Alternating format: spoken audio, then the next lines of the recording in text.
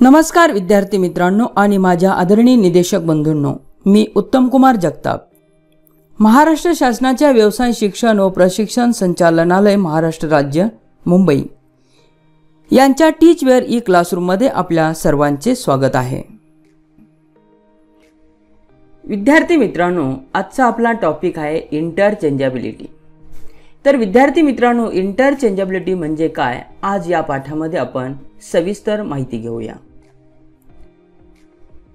तर विद्यार्थी मित्रांनो, आजच्या पाठामध्ये आपण इंटरचेंजेबिलिटीमध्ये आपण काय शिकणार आहोत. तर यामध्ये प्रथम आपण इंटरचेंजेबिलिटी म्हणजे काय हे प्रथम समजावून घेता येईल.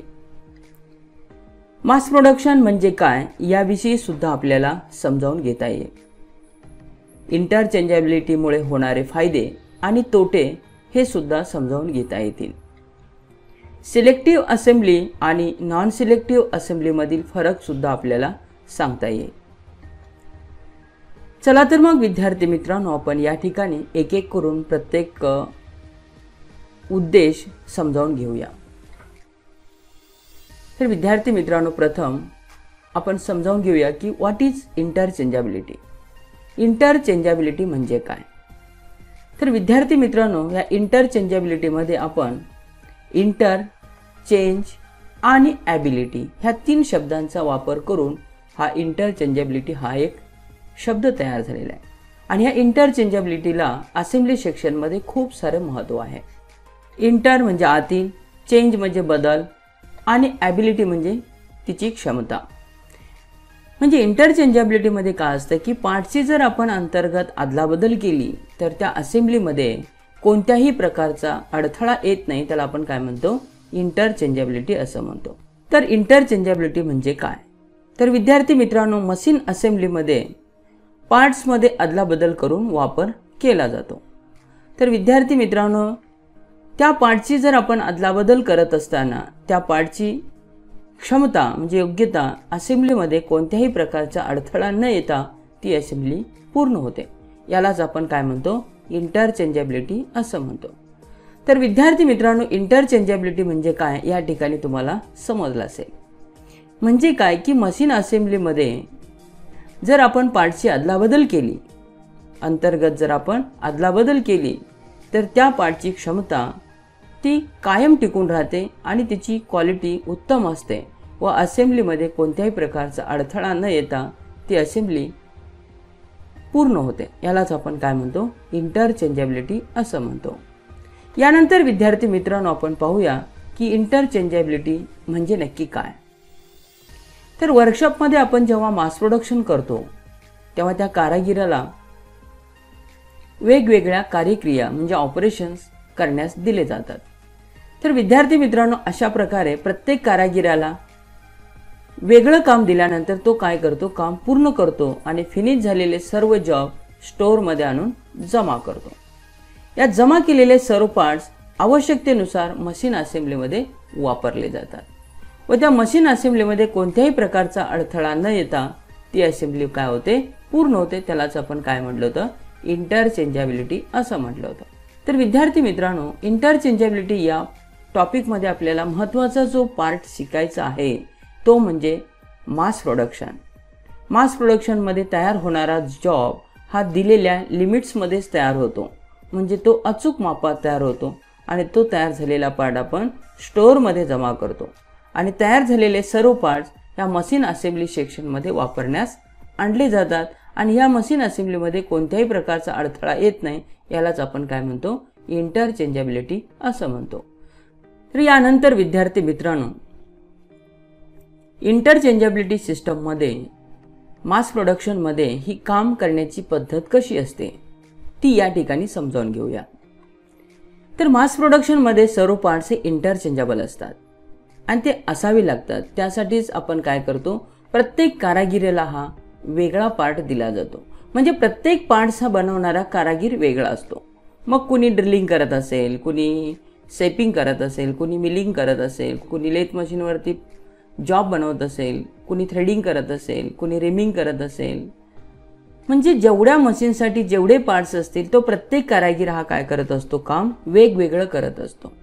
त्यामुळं काय होतं की प्रत्येक कारागिराला वेगळं काम दिल्यामुळं तो कारागीर त्या कामामध्ये इतका निपुण होतो की तो कारागिराने जो बनवलेला जो जॉब असतो, पार्ट्स असतो, तो दिलेल्या लिमिट्समध्ये आणि योग्य साईजमध्ये त्या योग्य आकारामध्ये तयार झाल्यामुळं साहजिकच तयार होणारा पार्ट्स हा काय असतो, इंटरचेंजेबल तयार होतो.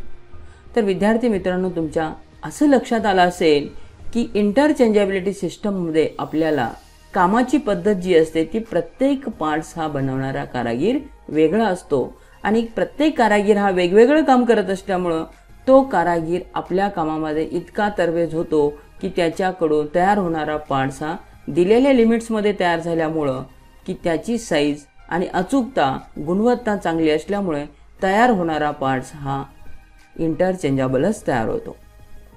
यानंतर विद्यार्थी मित्रांनो, ह्या इंटरचेंजेबल पार्टचे कोणकोणते फायदे होतात ते पाहूया. तर इंटरचेंजेबल पार्टचा पहिला फायदा होतो तो म्हणजे विद्यार्थी मित्रांनो, त्या पार्ट्समध्ये होणारी बनवण्यासाठी लागणारे जो आपल्याला खर्च असतो तो खूप कमी असतो. म्हणजे इकॉनॉमिकल त्याचा काय असतो, फायदा असतो. म्हणजे आर्थिक बचत या ठिकाणी जास्त होते. दुसरा फायदा आहे मोर एम्प्लॉयमेंट. म्हणजे या मास प्रोडक्शनमध्ये आपल्याला इंटरचेंजेबल पार्ट जेव्हा बनवणं गरजेचं असतो त्यावेळी जास्तीत जास्त लोकांना, युवकांना रोजगार पण मिळण्याची शक्यता जास्त असते आणि तो मिळतो. यानंतर त्या कारागिराची इन्क्रीज इन एफिशियन्सी. म्हणजे त्या कारागिराची कार्यक्षमता पण या ठिकाणी काय होते, वाढते. चौथा फायदा आहे इंटरनॅशनल ट्रेडमार्क. म्हणजे तयार झालेला पार्ट्स हा भारताबरोबर आंतरराष्ट्रीय मार्केटमध्ये सुद्धा विकण्यासाठी परवानगी दिली जाते. हे 4 प्रकारचे फायदे आपण एक एक करून प्रत्येक फायदा त्याचं स्पष्टीकरण समजावून घेऊया. तर विद्यार्थी मित्रांनो, इकॉनॉमी म्हणजे आर्थिक बचत. तर इंटरचेंजेबिलिटीमध्ये या इकॉनॉमी शब्दाला मास प्रोडक्शनमध्ये काय महत्त्व आहे हे समजावून घेऊया. तर इंटरचेंजेबल पार्टचे जेव्हा उत्पादन केले जाते म्हणजे मास प्रोडक्शन केले जातं तेव्हा त्या पार्टच्या साईजला अनुसरून दिलेल्या लिमिट्सनुसार तो कारागीर काय करतो की वेगवेगळे गेजेस आणि प्रिसिजन मेजरिंग इन्स्ट्रुमेंट वापरून तो जॉबची गुणवत्ता आणि अचूकता वाढवतो. म्हणजे दिलेल्या लिमिट्समध्ये जॉब बनवतो. मग हा बनवण्यासाठी आपण काय उपाययोजना केलेली असते, तर असे पार्ट जे असतात ते काय करतो आपण प्रत्येक कारागिराला वेगवेगळे बनवण्यास दिलेले असतात. त्यामुळे काय होतं की प्रत्येक कारागीर रोज तेच काम करत असल्यामुळं त्या पार्ट्समध्ये तो त्याची अचूकता म्हणजे दिलेल्या लिमिट्समध्ये बनवून तो पार्ट्स कमीत कमी वेळात जास्तीत जास्त उत्पादन देतो. यामुळे काय होतं की त्या पार्ट्स बनवण्यासाठीची वेळेची बचत झाल्यामुळंच त्या पार्टची किंमतसुद्धा ॲटोमॅटिक कमी होते. यामुळे काय होतं विद्यार्थी मित्रांनो, साहजिकच इंडस्ट्रीजमध्ये मास प्रोडक्शनमध्ये जॉब बनवण्यासाठी लागणारी जी पैसा असतो तो बचत होतो. यालाच आपण काय म्हणतो, इकॉनॉमी असं म्हणतो. विद्यार्थी मित्रांनो, आपल्याला दुसरा फायदा आहे तो आहे मोर एम्प्लॉयमेंट. म्हणजे इंटरचेंजेबिलिटी सिस्टममध्ये ज्यावेळी मास प्रोडक्शन करत असतो त्यावेळी जास्तीत जास्त लोकांना आपल्याला रोजगार उपलब्ध होतो. यामध्ये आपल्याला इंजिनिअरिंग वर्कशॉपमध्ये ज्यावेळी इंटरचेंजेबल पार्टचं उत्पादन केलं जातं त्यावेळी साहजिकच प्रत्येक कार्य हे वेगवेगळ्या कारागिराकडून बनवलं जातं. या कार्यामध्ये अर्धकुशल कारागीर देखील काम करू शकतो. त्यामुळे काय होतं की या पद्धतीमध्ये उत्पादन वाढवण्यासाठी जास्तीत जास्त लोकांना रोजगार सुद्धा मिळतो. तिसरा फायदा आहे विद्यार्थी मित्रांनो, इन्क्रीज इन एफिशियन्सी. म्हणजे त्या कारागिराची कार्यक्षमता वाढते. तर ती कशी वाढते तर या ठिकाणी तुम्ही समजावून घेऊया. इंटरचेंजेबल पार्टचे ज्यावेळी उत्पादन केले जाते आणि त्या पार्ट्सवरती ज्या कार्यक्रिया होतात म्हणजे ऑपरेशन होतात हे प्रत्येक कारागिराकडून वेगवेगळ्या केल्या जातात. त्यामुळे काय होतं की प्रत्येक कारागीर हा नेहमी एकच काम करत असल्यामुळं त्यामुळे तो कार्य इतका चांगल्या प्रकारे करतो की तो त्या कार्यामध्ये पूर्णपणे निपुण होतो, तरबेज होतो.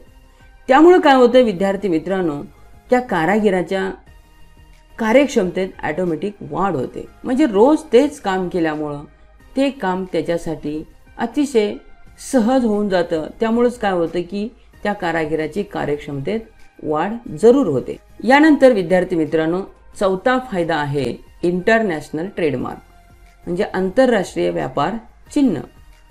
म्हणजे याला आपण काय म्हणतो, ISO 9001, म्हणजे इंटरनॅशनल ऑर्गनायझेशन फॉर स्टँडर्डायझेशन. म्हणजे विद्यार्थी मित्रांनो, जी कंपनी इंटरचेंजेबल पार्टचे उत्पादन करते अशा कंपनीज काय करतो, इंटरनॅशनल ट्रेडमार्क दिला जातो.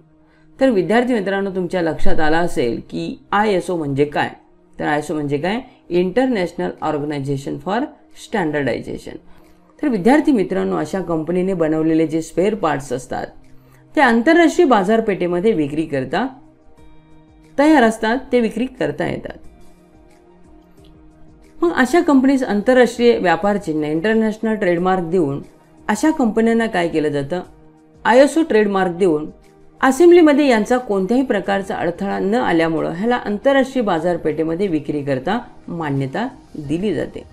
म्हणजे आपण इंटरचेंजेबिलिटीची व्याख्यामध्ये आपण हेच पाहिलं होतं की असेंब्ली सेक्शनमध्ये तयार झालेल्या पार्टची कोणत्याही प्रकारचा अडथळा न येता ती असेंब्ली पूर्ण व्हायला पाहिजे, तेव्हाच तो पार्ट इंटरनॅशनल ट्रेडमार्क, म्हणजे तो पार्ट इंटरचेंजेबल असल्यामुळे त्याला इंटरनॅशनल ट्रेडमार्क दिला जातो. इंटरचेंजेबल पार्टचे पुन्हा एकदा आपण काय करतो, जरा थोडक्यात फायदे समजावून घेऊया. इकॉनॉमी म्हणजे आर्थिक बचत, मोर एम्प्लॉयमेंट म्हणजे अधिक रोजगार, इन्क्रीज इन इफिशियन्सी म्हणजे कार्यक्षमतेत वाढ, आणि चौथा फायदा आहे इंटरनॅशनल ट्रेडमार्क म्हणजे आंतरराष्ट्रीय व्यापार चिन्ह. हे आपण 4 प्रकारचे फायदे पाहिले. पहिला फायदा आपण बघितला इकॉनॉमिक्स, दुसरा बघितला मोर एम्प्लॉयमेंट, तिसरा फायदा इन्क्रीज इन इफिशियन्सी, आणि चौथा इंटरनॅशनल ट्रेडमार्क. इकॉनॉमी म्हणजे काय, पार्ट्स बनवण्यासाठी जास्तीत जास्त आपल्याला आर्थिक बचत होते.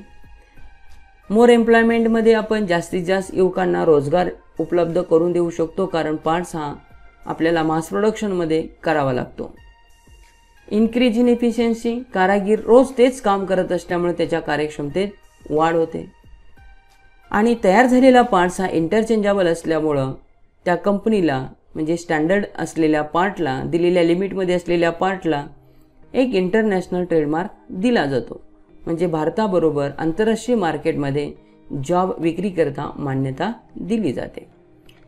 यानंतर विद्यार्थी मित्रांनो, आपण पाहूया मास प्रोडक्शन म्हणजे काय.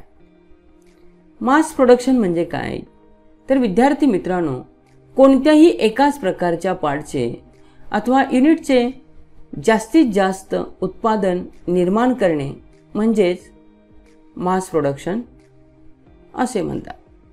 मास प्रोडक्शन म्हणजे काय, तर विद्यार्थी मित्रांनो, कोणत्याही एकाच प्रकारच्या पार्टचे अथवा युनिटचे उत्पादन जास्तीत जास्त निर्माण करणे म्हणजेच मास प्रोडक्शन होय. तर विद्यार्थी मित्रांनो, मास प्रोडक्शन म्हणजे आपण इंटरचेंजेबल पार्ट्स बनवण्यासाठी आपण मास प्रोडक्शन करतो. म्हणजे एकच पार्ट बनवण्यासाठी आपल्याला अनेक कारागिरांची गरज असते.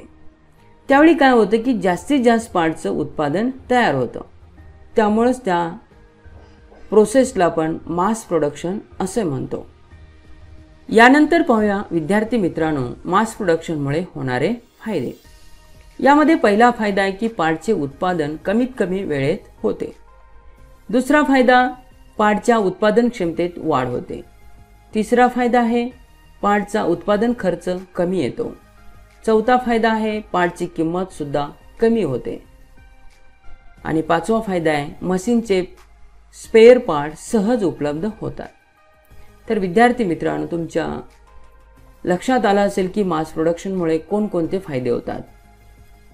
पार्टच्या उत्पादन क्षमतेत वाढ होते, म्हणजे काय होतं की पार्ट्स हा कमीत कमी वेळेत तयार होतो. पार्टची किंमत सुद्धा कमी होते, कारण उत्पादन खर्च कमी असल्यामुळे त्याची किंमत सुद्धा कमी होते. आणि किंमत कमी, खर्च कमी असल्यामुळं, उत्पादन वाढ असल्यामुळं मशीनचे स्पेअर पार्ट मार्केटमध्ये सहज उपलब्ध असतात. तर विद्यार्थी मित्रांनो, यानंतर पाहूया disadvantages of mass production. Mass production करत असताना काही तोटे सुद्धा होतात, फायद्याबरोबर काही तोटे सुद्धा असतात, ते या ठिकाणी समजावून घेऊया. तर विद्यार्थी मित्रांनो, मास प्रोडक्शनसाठी जो प्रारंभिक खर्च असतो तो खूप जास्त असतो. मास प्रोडक्शनसाठी विशेष स्पेशल मशिनरींची आपल्याला गरज असते. जिग्स अँड फिक्चरची सुद्धा आवश्यकता असते आणि विशेष प्रकारच्या मेजरिंग इन्स्ट्रुमेंट आणि गेजेसचा सुद्धा वापर करावा लागतो. त्यामुळे साहजिकच विद्यार्थी मित्रांनो, मास प्रोडक्शन करत असताना हा सुरुवातीचा जो खर्च असतो, प्रारंभिक खर्च असतो, तो खूप थोडासा जास्त असतो. कारण यासाठी लागणाऱ्या मशीन्स आपल्याला खरेदी कराव्या लागतात. त्यासाठी काही जिग्स अँड फिक्चर्स पणची आपल्याला आवश्यकता असते. काही मेजरिंग इन्स्ट्रुमेंट, काही गेजेस कारागिरांना वापरण्यासाठी द्याव्या लागतात. तो हा खर्च एकदाच असतो. म्हणजे मास प्रोडक्शनमध्ये जो खर्च असतो तो एकदाच असतो. तो एक तोटा असतो. पण उत्पादनाचा जर विचार केला तर हा होणारा तोटा हा काय असतो, या दृष्टीने शून्य असतो. पण फायद्याबरोबर हे तोटे सुद्धा आपल्याला माहीत असावेत, हा या पाठीमागचा उद्देश आहे. यानंतर विद्यार्थी मित्रांनो, आपण या असेंब्ली क्षेत्रामध्ये म्हणजे इंजिनिअरिंग क्षेत्रामध्ये मशीनची जोडणी केली जाते. मशीनची जोडणी ही विद्यार्थी मित्रांनो 2 प्रकारे केली जाते. यामध्ये सिलेक्टिव्ह असेंब्ली आणि नॉन सिलेक्टिव्ह असेंब्ली म्हणजे असेंब्लीचे 2 प्रकार, एक सिलेक्टिव्ह असेंब्ली आणि दुसरी नॉन सिलेक्टिव्ह असेंब्ली. सिलेक्टिव्ह असेंब्लीमध्ये आपण काय करतो आणि नॉन सिलेक्टिव्ह असेंब्लीमध्ये आपण काय करतो याची थोडक्यात सविस्तर डिटेल्स पाहूया. तर विद्यार्थी मित्रांनो, सिलेक्टिव्ह असेंब्ली म्हणजे काय ते पाहूया. सिलेक्टिव्ह असेंब्लीमध्ये काय होतं की या प्रकारच्या असेंब्लीमध्ये कारागीर आपल्या कार्यकुशलतेनुसार काम करून जास्तीत जास्त मेजरिंग इन्स्ट्रुमेंट आणि गेजेसचा वापर करून तो प्रत्येक पार्टची निवड करत असतो आणि मशीनची जोडणी करत असतो. याला आपण स्पेशल पर्पज मशीन असे सुद्धा म्हणतो.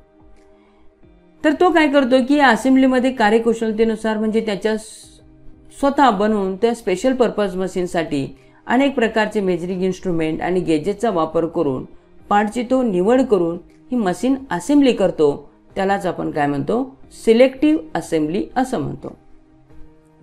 तर सिलेक्टिव्ह असेंब्लीमध्ये पार्टची निवड करणं गरजेचं असतं. म्हणजे या मशीनच्या स्पेअर पार्टसाठी आपल्याला नवीन पार्ट्स बनवायचं असेल तर त्या ठिकाणी त्या पार्टच्या साईजला अनुसरून तुम्हाला हा पार्ट्स नवीन करावा लागतो, म्हणजे तयार करावा लागतो. त्याला आपण सिलेक्टिव्ह असेंब्ली असं म्हणतो. या प्रकारच्या मशीनमध्ये समजा एखादा पार्ट खराब झाला, तो आपणास बदली करायचा असेल तर तो बाहेर बाजारपेठेमध्ये सहज उपलब्ध होत नाही. तर त्याला काय करावं लागतं, त्याच्या साईजनुसार त्याला तयार करावं लागतं. यासाठी तो कारागीर काय करतो, तो पार्ट स्वतः बनवतो आणि मशीन असेंब्लीसाठी वापरतो. त्यामुळेच साहजिकच त्या ठिकाणी होणारा जो मेंटेनन्सचा खर्च असतो तो खूप जास्त असतो. विद्यार्थी मित्रांनो, म्हणजे सिलेक्टिव्ह असेंब्लीमध्ये पार्ट्स त्या कारागिराला स्वतंत्रपणे बनवावा लागतो. त्या पार्टला ची निवड करावी लागते. त्यामुळे साहजिकच मशीनचा मेंटेनन्स आणि असेंब्लीचा खर्च खूप जास्त असतो. यानंतर पाहूया नॉन सिलेक्टिव्ह असेंब्ली म्हणजे काय. नॉन सिलेक्टिव्ह असेंब्लीमध्ये आपल्याला सर्व पार्ट्स हे इंटरचेंजेबल असतात. म्हणजे काय, तर त्यामुळे मशीनच्या जोडणीमध्ये स्पेअर पार्टची निवड करणं गरजेचं नसतं. म्हणजे काय, कारण तो प्रत्येक पार्ट हा इंटरचेंजेबल असतो. अशा असेंब्लीमध्ये कोणत्याही प्रकारचा अडथळा न येता ती असेंब्ली पूर्ण होते. तिलाच आपण काय म्हणतो, नॉन सिलेक्टिव्ह असेंब्ली असं म्हणतो. तर विद्यार्थी मित्रांनो, या प्रकारच्या मशीनमध्ये जर एखादा पार्ट खराब झाला, तो पार्ट्स आपल्याला स्टोअरमध्ये जाऊन त्याच स्पेसिफिकेशनचा पार्ट तयार असतो, तो जोडणीसाठी वापरता येतो.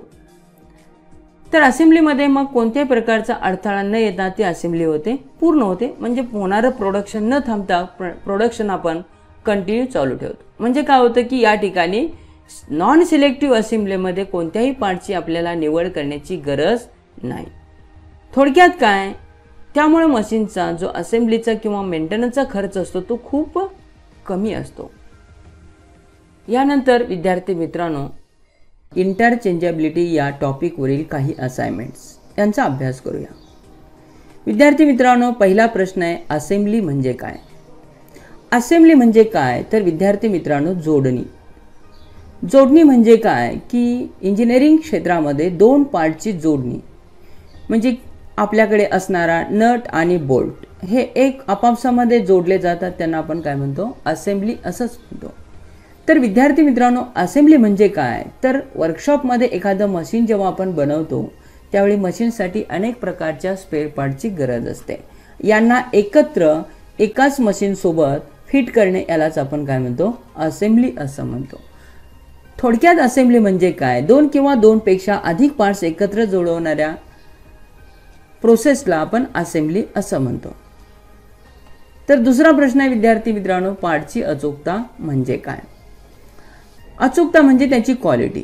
पार्ट म्हणजे जॉब. आपण तयार केलेल्या जॉब जर त्या लिमिटमध्ये असेल, दिलेल्या लिमिटमध्ये बनवला गेला असेल तर त्या पार्टची अचूकता असे म्हणतात. म्हणजे ज्यावेळी आपल्याला इंटरचेंजेबिलिटीमध्ये त्या पार्टची असेंब्ली सेक्शनमध्ये गरज असते त्यावेळी तो पार्ट्स दिलेल्या लिमिट्समधनंच तयार होणं अतिशय महत्त्वाचा असतो. म्हणून त्या पार्टची अचूकता म्हणजे काय, दिलेल्या लिमिट्समध्ये पार्ट्स तयार होणं म्हणजेच त्या पार्टची अचूकता असे म्हणतात. इंटरचेंजेबिलिटी म्हणजे काय तर असेंब्ली सेक्शनमध्ये ज्यावेळी अचूक पार्टची आपण काय करतो, उपयोग करतो त्यावेळी त्या असेंब्लीमध्ये कोणत्याही प्रकारचा अडथळा येत नाही. म्हणजे काय करतो, अशा अचूक पार्ट्स असणारे अनेक पार्ट्स तयार केलेले असल्यामुळे इंटरचेंजेबिलिटीमध्ये आपल्याला कोणत्याही पार्टची जुळणी करताना आपल्याला असेंब्लीमध्ये अडथळा निर्माण होत नाही. अशा पार्टला आपण काय म्हणतो, इंटरचेंजेबिलिटी असं म्हणतो. म्हणजे तो पार्ट इंटरचेंजेबल असतो आणि त्या असेंब्लीमध्ये त्याचा वापर केल्यामुळे त्या असेंब्लीला इंटरचेंजेबिलिटी असं म्हणतात. म्हणजे तयार होणारा पार्ट्स हा अचूकच असला पाहिजे, दिलेल्या लिमिट्समध्येच तयार होणं गरजेचं आहे, तरच तो पार्ट इंटरचेंजेबल तयार होतो. म्हणजे मास प्रोडक्शनमध्ये ह्या इंटरचेंजेबिलिटीला खूप महत्त्व आहे. प्रश्न क्रमांक 4 आहे, इंटरचेंजेबल पार्टचे उत्पादन कसे केले जाते. तर मास प्रोडक्शनमध्ये इंटरचेंजेबल पार्टला खूप महत्त्व आहे. ह्या पार्टचे उत्पादन कसं केलं जातं तर प्रत्येक कारागिराला एक वेगळं काम दिलं जातं. म्हणजे त्या प्रत्येक कारागिराकडून वेगळ्या प्रकारे काम करून घेतल्यामुळं तो त्या पार्ट्समध्ये तयार करण्यामध्ये तो इतका निपुण होतो की त्याची क्वालिटी म्हणजे त्या पार्टची अचूकता तो कायमस्वरूपी टिकवून ठेवतो. म्हणजे तो पार्ट चुकला जात नाही, त्या पार्टची ॲक्युरेसी वाढत जाते आणि रिजेक्शनचं प्रमाण खूप कमी असतं. त्याच वेळी तो पार्ट काय बनतो, इंटरचेंजेबल बनतो. मग इंटरचेंजेबल पार्ट केव्हा तयार होतो तर त्या पार्टची अचूकता कायम टिकत असेल, म्हणजे त्याच्यासाठी लागणारे प्रिसिजन मेजरिंग इन्स्ट्रुमेंट असतील, गेजेस असतील, तो कारागीर काय करत असतो, नेहमी वापर करून इंटरचेंजेबल पार्टचे उत्पादन करत असतो. प्रश्न क्रमांक 5 आहे, पार्ट लिमिटमध्ये बनवणं म्हणजे काय. लिमिट म्हणजे मराठीत अर्थ आहे मर्यादा. म्हणजे पार्टच्या दिलेल्या साईजमध्ये दोन लिमिट्स दिलेले असतात. त्याच्या बेसिक साईजवरती एक हाय लिमिट दिलेला असतो आणि दुसरा लो लिमिट दिलेला असतो. आणि ह्या दिलेल्या लिमिट्समध्येच पार्ट्स बनवणं गरजेचं असतो. म्हणजे दिलेल्या पार्ट्समध्ये हाय लिमिटमध्ये मॅक्झिमम लिमिट ऑफ साईज आणि लो लिमिटमध्ये मिनिमम लिमिट ऑफ साईज, या दोन साईजमध्ये जो पार्ट्स बनला जातो तो पार्ट्स नेहमी इंटरचेंजेबल असतो. प्रश्न क्रमांक 6, इंटरचेंजेबिलिटीमुळे होणारे फायदे. तर विद्यार्थी मित्रांनो, इंटरचेंजेबिलिटीमुळे होणारे फायदे, पहिला फायदा होतो त्यामध्ये आर्थिक बचत होते. दुसरा फायदा, जास्तीत जास्त कामगारांना रोजगार मिळतो. तेच काम रोज केल्यामुळे त्या कारागिराची कार्यक्षमता सुद्धा वाढते. तयार होणारा पार्ट इंटरचेंजेबल असल्यामुळे आंतरराष्ट्रीय बाजारपेठेमध्ये त्याला विक्रीसाठी मान्यता मिळते. प्रश्न क्रमांक 7, मास प्रोडक्शन म्हणजे काय. तर विद्यार्थी मित्रांनो, मास प्रोडक्शन म्हणजे काय तर आपण प्रत्येक कारागिराला वेगळे काम दिल्यामुळं तो कारागीर प्रत्येक काम वेगळं करत असल्यामुळं एकाच प्रकारच्या जॉबचं उत्पादन किंवा युनिटचं उत्पादन जास्तीत जास्त करणं म्हणजे आपण काय म्हणतो, मास प्रोडक्शन असे म्हणतो. मास प्रोडक्शन म्हणजे काय, एकाच प्रकारच्या जॉबचं उत्पादन किंवा युनिटचं उत्पादन जास्तीत जास्त करणे म्हणजे मास प्रोडक्शन होय.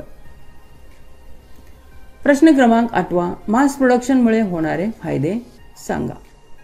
मास प्रोडक्शनमुळे होणारा फायदा म्हणजे काय की प्रत्येक कारागीर हा वेगळं काम करत असल्यामुळं तो प्रत्येक कारागीर हा प्रत्येक कामात काय करत असतो, तरबेज होतो, निपुण होतो. त्यामुळं प्रत्येक काम, प्रत्येक पार्ट हा कमीत कमी वेळेत तयार होतो आणि रिजेक्शनचं प्रमाण खूपच कमी असतं. तयार होणारा पार्ट्स हा कमीत कमी वेळेत तयार झाल्यामुळं जास्तीत जास्त प्रोडक्शन तयार होतं आणि जास्तीत जास्त प्रोडक्शन तयार झाल्यामुळं साहजिकच त्या पार्टची किंमतसुद्धा कमी होते आणि मार्केटमध्ये पार्ट्स स्वस्त असल्यामुळे तो उपलब्धी असतो. हा मास प्रोडक्शनमुळे होणारे फायदे. प्रश्न क्रमांक 9 की मास प्रोडक्शनमुळे होणारा तोटा. कसं असतं की मास प्रोडक्शन करण्यासाठी, इंटरचेंजेबल पार्ट्स बनवण्यासाठी ह्या मास प्रोडक्शनमध्ये प्रारंभिक खर्च मात्र जास्त असतो. म्हणजे यासाठी लागणाऱ्या स्पेशल पर्पज मशीन्स असतील, जिग्स अँड फिक्चर्स असतील, यांची गरज या ठिकाणी जास्त असते. म्हणजे या ठिकाणी स्पेशल मेजरिंग इन्स्ट्रुमेंट असतात, स्पेशल गेजेस असतात. हा सुरुवातीचा खर्च जास्त असतो, हाच फक्त तोटा असतो. पण फायदे मात्र जास्त असतात, कारण तो पार्ट इंटरचेंजेबल तयार करण्यासाठी तो इतकासा खर्च, तोटा इंजिनिअरिंग विभागामध्ये तो नगण्य असतो. प्रश्न क्रमांक 10 सिलेक्टिव्ह असेंब्ली म्हणजे काय. सिलेक्टिव्ह असेंब्ली आणि नॉन सिलेक्टिव्ह असेंब्ली म्हणजे असेंब्लीचे दोन प्रकार, सिलेक्टिव्ह असेंब्ली आणि नॉन सिलेक्टिव्ह असेंब्ली. सिलेक्टिव्ह असेंब्लीमध्ये काय होतं की फक्त स्पेशल पर्पज मशीन बनवल्या जातात. या ठिकाणी प्रत्येक मशीनसाठी हा वेगळा पार्ट्स बनवावा लागतो. म्हणजे त्या असेंब्ली सेक्शनमध्ये त्या मशीनच्या डॅमेज झालेला, खराब झालेला पार्ट जो असतो तो बनवण्यासाठी असू दे किंवा नवीन मशीन बनवून त्या मशीनसाठी लागणाऱ्या त्या स्पेसिफिकेशननुसार त्याच प्रकारचा नवीन जॉब बनवावा लागतो. यालाच आपण काय म्हणतो, सिलेक्टिव्ह असेंब्ली असं म्हणतात. म्हणजे पार्टची निवड करावी लागते. पण नॉन सिलेक्टिव्ह असेंब्लीमध्ये पार्ट्सची निवड करण्याची अजिबात गरज नाही, कारण त्या ठिकाणी तो तयार झालेला पार्ट्स मास प्रोडक्शनमुळं तो पार्ट इंटरचेंजेबल असतो आणि इंटरचेंजेबल पार्ट्स हा नॉन सिलेक्टिव्ह असेंब्लीमध्ये वापरला जातो. म्हणजे मास प्रोडक्शनमध्ये इंटरचेंजेबल पार्ट्स तयार करण्यासाठी या नॉन सिलेक्टिव्ह असेंब्लीकरिता हा पार्टची निवड करण्याची काहीही गरज पडत नाही.